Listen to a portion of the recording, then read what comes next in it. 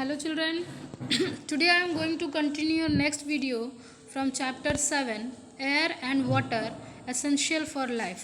बच्चों इससे previous videos में हमने बात की थी कुछ एक्टिविटीज़ के बारे में that oxygen is necessary for burning, है ना। तो आज हम बात करने वाले हैं some other properties of air, यानी एयर की और कौन कौन सी ऐसी प्रॉपर्टीज़ होती हैं, जैसे कि air occupy space, air has weight. तो सबसे पहले आज हम बात कर लेते हैं air occupies space by an activity, यानी एक एक्टिविटी के थ्रू हम ये शो करेंगे दैट एयर ऑक्यूपाइज स्पेस, यानी हवा जो है जगह को घेरती है। Okay students, let us start. Take a tube take a tub full of water and take a glass. ठीक बच्चों, क्या करेंगे हम, सबसे पहले तो एक बड़ा सा टब ले लेते हैं, उसमें हम पानी भर लेते हैं और एक खाली ग्लास ले लेते हैं। Try to push the glass upside down. अब हम ग्लास को ऊपर उसके मुंह को उसके अंदर डुबाएंगे, है ना, जैसे कि आप यहाँ फिगर में देख सकते हो। Okay, the water does not enter into the glass. तो हम क्या देखते हैं कि वाटर जो है ग्लास के अंदर एंटर नहीं करता, हमें बहुत ज़्यादा प्रेशर लगाना पड़ता है। Do you know why? ऐसा क्यों होता है? Because now tilt the glass slightly and press, यानी कि जब हम ग्लास को थोड़ा सा तिरछा करेंगे तो हम क्या देखेंगे, what do you observe? Bubbles of air start coming out of the glass and the water enters into it. यानी हम देखते हैं कि जब हम ग्लास को स्लाइटली यानी थोड़ा सा हल्का सा तिरछा करते हैं तो हम ये पाते हैं कि ग्लास में से एयर बबल्स निकलते हैं और ग्लास के अंदर पानी भरना शुरू हो जाता है।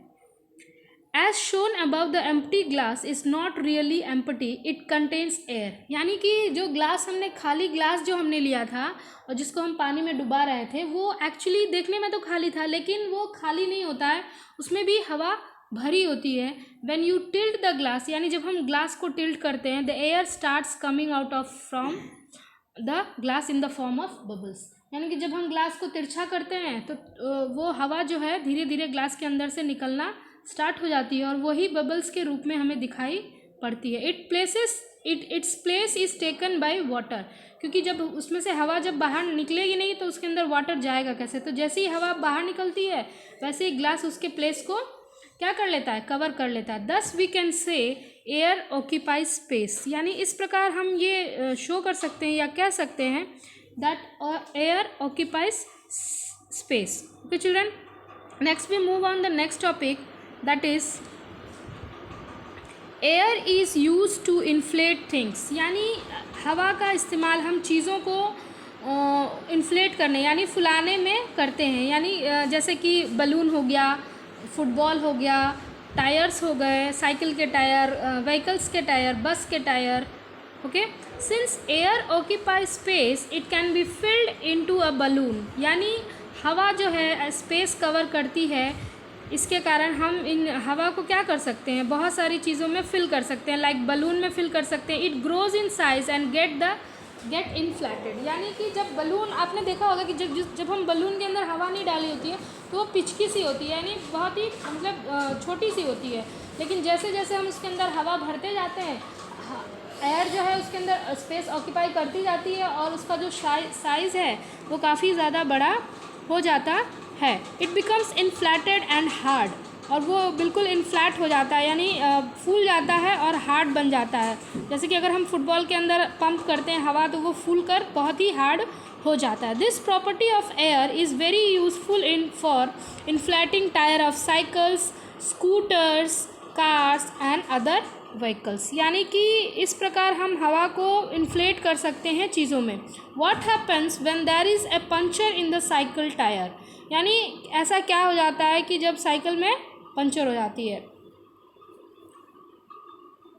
तो साइकिल जब पंचर होती है तो क्या हो जाता है, उसके अंदर की जो हवा है वो बाहर निकल जाती है और वो टायर क्या हो जाता है, टायर जो है वो बिल्कुल मतलब सॉफ्ट हो जाता है, बिल्कुल हार्ड नहीं रहता है, और जब उसमें हम हवा भर देते हैं तो वो काफ़ी ज़्यादा फूल कर हार्ड हो जाता है। Next we move on next topic, that is air has weight. तो अब हम बात करने वाले हैं कि हवा में भार होता है। Air contain weight. Air has weight. We can perform a simple experiment to show that air has weight. तो बच्चों इस एक्टिविटी को हम छोटे क्लासेस से ही करते आ रहे हैं कि एयर हैज़ वेट। तो क्या करेंगे हम इसके लिए, दो बलून हम लेते हैं और उसे हम एक लॉन्ग स्टिक से टाई कर देंगे। Take a thin long stick about 1 metre long, tie a string at its centre. अब यहाँ पे हम बीच में एक सेंटर में एक स्ट्रिंग टांग देंगे। Then take 2 balloons of equal size, और इक्वल साइज के दो बलून लेते हैं और एक को इधर लेफ्ट साइड और एक को राइट साइड हम इक्वल प्लेस पे टाई कर देते हैं।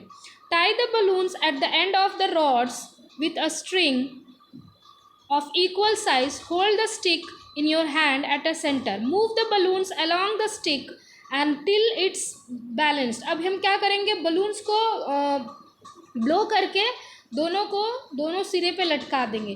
Take a sharp pin and prick one of the balloon. यानी कि जब हमने बीच सेंटर में, जैसे बिल्कुल तराजू की तरह हम बीच सेंटर में उसे पकड़े रहेंगे और दो बलून जो है बिल्कुल जैसे आपने तराजू देखा हुआ है ना, तो वैसे ही दोनों सिरे पे बलून्स लटके होंगे। लेकिन और जब हम किसी शार्प नुकीली चीज़ से, पिन से या किसी भी चीज़ से जब हम बलून को प्रिक कर देंगे, यानी बलून को फोड़ते हैं, तो क्या होगा, move the balloons along the stick till it's balanced and take a sharp pin and prick one of the balloons. You will see that the air escapes from.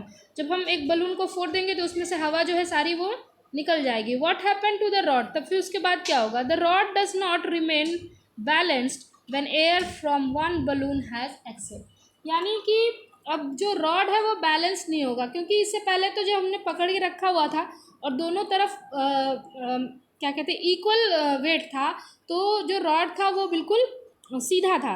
लेकिन अब क्या होगा, एक साइड का जो बलून है वो फूट चुका है, सो उधर क्या हो गया, उधर वेट कम हो गया, तो रॉड उसकी तरफ झुक जाएगा, सॉरी भारी बलून की तरफ जो रॉड है वो झुक जाएगा। The rod does not remain balance when air from one balloon has escaped the size of the stick with inflated balloons tilted down. यानी फूले हुए बलून के साथ साइड वाली जो बलून है वो स्टिक क्या हो जाएगी, उधर की नीचे की तरफ झुक जाएगी। This shows that the balloon containing air is heavier. तो इससे ये प्रूफ हो जाता है बच्चों कि जिस बलून में हवा थी वो जिस बलून में हवा नहीं थी उससे काफ़ी ज़्यादा हैवियर थी। Okay, next we talk about next topic, that is air exerts pressure. We have learn that air occupy space and air has weight. यानी इससे पहले दो एक्टिविटीज़ में हमने ये प्रूफ किया कि air occupy space and air has wait. Anything which has wait exerts pressure. यानी कि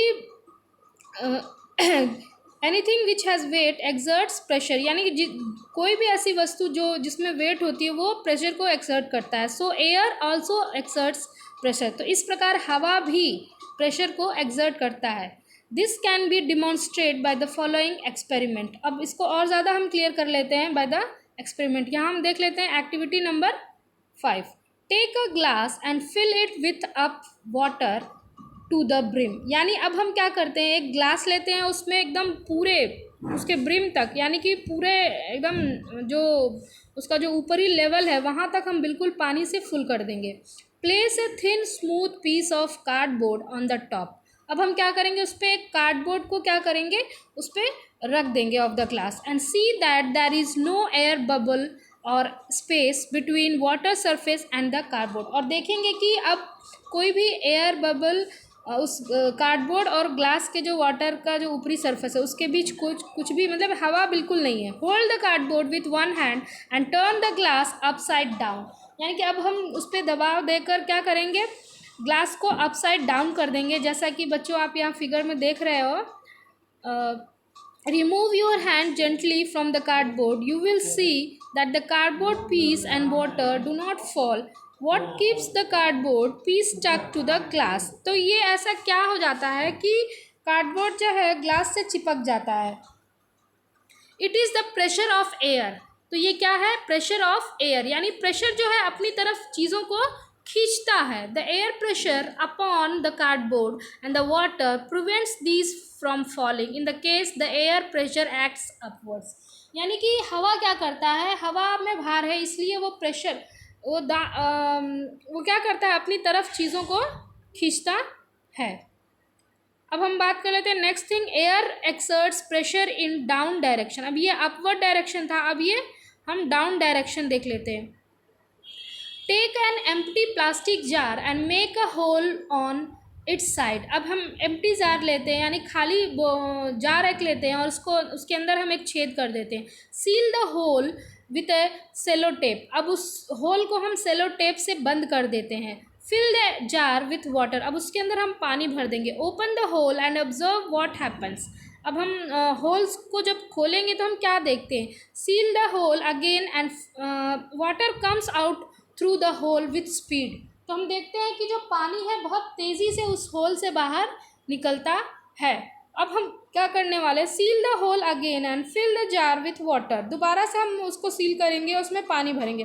fix the lid of the jar and make it airtight. अब हम उसमें एयर टाइट जो जार के ऊपर एक ढक्कन हम लगा देंगे airtight. Open the hole again. अब दोबारा से हम उस होल को खोलेंगे तो व्हाट डू यू ऑब्जर्व, हम क्या देखते हैं। Now water comes out from the hole. In case of water comes out due to the downwards pressure acting at open surface. It's in the second case there is no air above the waters to exert the down pressure, so water does not come out। तो दूसरे condition में हम देखते हैं कि यहाँ पे जब हमने ऊपर लिड लगा दिया तो उसके अंदर हवा बिल्कुल नहीं है, तो वहाँ जब हवा ही नहीं है तो वो प्रेशर को एक्सर्ट करेगा नहीं। तो इस बार जो छेद से जो पानी है वो बिल्कुल नहीं गिरेगा। Okay children, from the above two experiments we find that air exerts pressure in all direction। इस प्रकार हम ये शो कर सकते हैं कि जो एयर है प्रेशर को ऑल डायरेक्शन में एक्सर्ट कर सकता है। The pressure exerted by air is called atmospheric pressure. यानी हवा के द्वारा प्रेशर को अपनी तरफ खींचना, यानी उसके अंदर एक प्रेशर अपनी तरफ को खींचना, एक्सर्ट करना कहलाता है एटमॉस्फेरिक प्रेशर। क्या कहलाता है बच्चों, एटमॉस्फेरिक प्रेशर। और this is measured by A instrument called barometer. यानी कि एटमॉस्फेरिक प्रेशर को हम बैरोमीटर की सहायता से नाप सकते हैं। Okay children, in the next video I will teach you about making use of air pressure in daily life. यानी किस प्रकार हम एयर प्रेशर का इस्तेमाल अपने डेली लाइफ में करते हैं। Thank you for watching.